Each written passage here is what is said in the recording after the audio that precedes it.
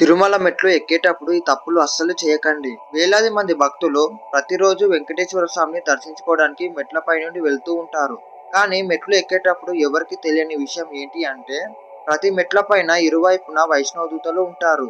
వాళ్ళు మెట్లపైన వెళ్తున్న ప్రతి భక్తుల్ని గమనిస్తూ ఉంటారు. అసలు ఈ వైష్ణవ దూతలు ఎవరు అంటే, పూర్వం ఈ వైష్ణవ దూతలు కూడా మనలాగే వెంకటేశ్వర స్వామిని దర్శించుకోవడానికి వచ్చేవారు.